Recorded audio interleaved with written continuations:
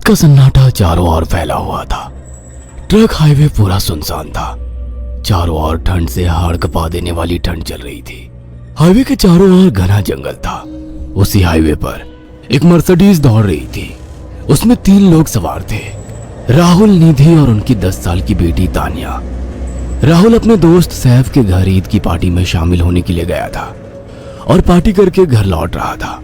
निधि ने मुस्कुराकर ड्राइव करते हुए राहुल से कहा, कुछ भी कहो राहुल, आज तो ईद की पार्टी में मजा आ गया।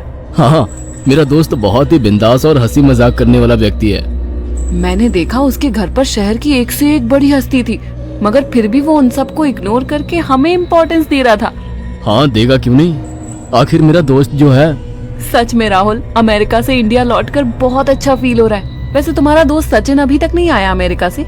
निधि की बात सुनकर राहुल चौंक कर बोला, ओह शिट यार, उसका फोन आया था कि वो इंडिया आ रहा है। उसने बोला था कि मुझे एयरपोर्ट पर पिक कर ले। निधि बहुत नाराज होगा वो। कोई बात नहीं, उससे बोल देना कि तुम्हें बिल्कुल याद नहीं रहा और फिर तुम्हें सैफ की इनवाइट की हुई ईद पार्टी में भी तो शामिल होना था। निधि ने इतना बोला ही था कि उसकी बेटी तानिया ने अपनी माँ की ओर देखकर कहा, मुझे भूख लगी है माँ, और प्यास भी।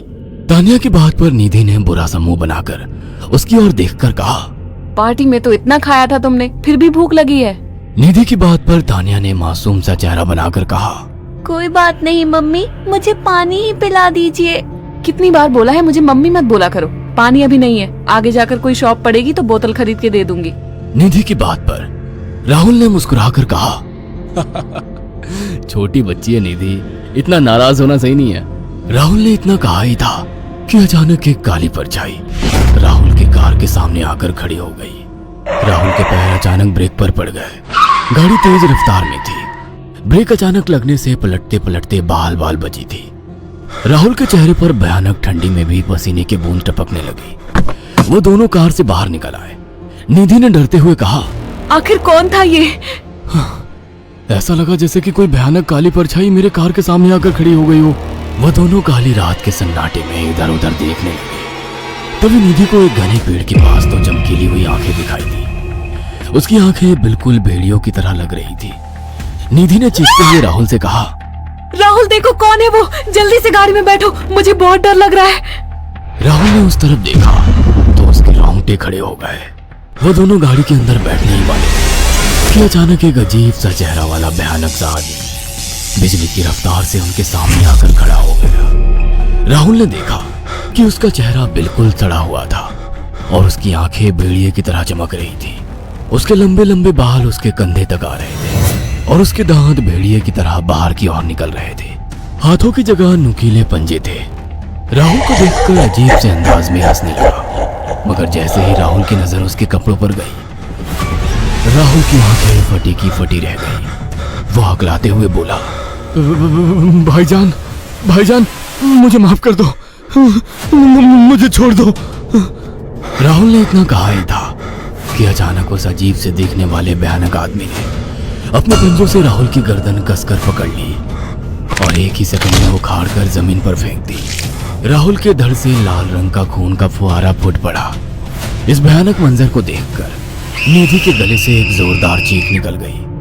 निधि इससे पहले भागती कि अचानक उस भयानक दिखने वाले आदमी ने निधि को पकड़ लिया और अपने नुकीले पंजे उसके पेट में गड़ा दिए और उसकी अतड़ियां बाहर निकाल दी। निधि की एक दिल दहला देने वाली चीख सन्नाटे को चीर गई। अचानक हवा का एक बवंडर उठा और वो भयानक सा दिखने वाला व्यक्ति देखते ही देखते बवंडर के साथ गायब हो गया। तानिया ने डरते डरते निधि के मोबाइल से पुलिस और सैफ को बुला लिया और कुछ ही देर में वहां चारों ओर पुलिस की गाड़ियां थी। पुलिस ने राहुल के दोनों दोस्त सैफ और सचिन को वहीं बुला लिया। इंस्पेक्टर अर्जुन ने दोनों से कहा, मैंने ऐसी हत्याएं अपने करियर में कभी पहले नहीं देखी। ये काम तो ना किसी जानवर का लगता है, ना ही किसी इंसान का। सचिन कपकपाती हुई आवाज में बोला, आप कहना क्या चाहते हैं? कुछ कह नहीं सकता। जिस किसी ने भी इन दोनों को मारा है उससे एक बात तो साबित होती है कि वो इन दोनों से हद से ज्यादा नफरत करता था। अब सारी सच्चाई तो ये बच्ची ही बता सकती है। इतना बोलकर इंस्पेक्टर अर्जुन तानिया के पास चला गया, जो बेहद डरी हुई थी। तानिया ने आंखों देखी सारी घटना इंस्पेक्टर अर्जुन को बता दी। तानिया की बात सुनकर इंस्पेक्टर अर्जुन कंफ्यूज चेहरा लेकर मोबाइल पर किसी से बात करने लगे।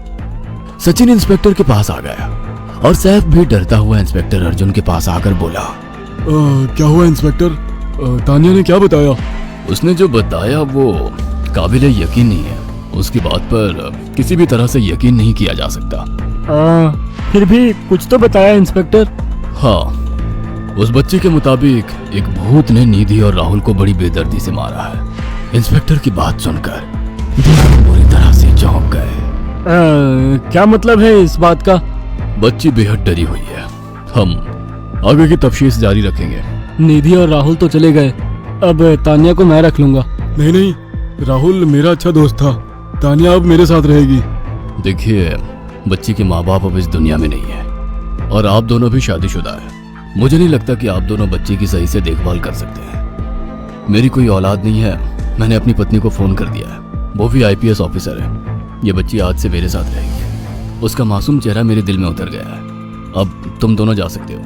पूछताछ के लिए मैं जब भी तुम्हें बुलाऊं तुम दोनों आ जाना। इंस्पेक्टर ने ये बात बोली ही थी कि अचानक वहां पर मौसम बदल गया।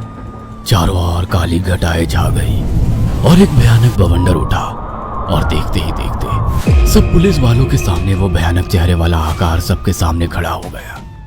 उसको देखकर सबके रोंगटे खड़े हो गए। देखते ही देखते उसने अपने भयानक पंजे सैफ की आंखों में डालकर उसकी आंखें निकाल ली। सैफ ने चीखते हुए वहीं दम तोड़ दिया।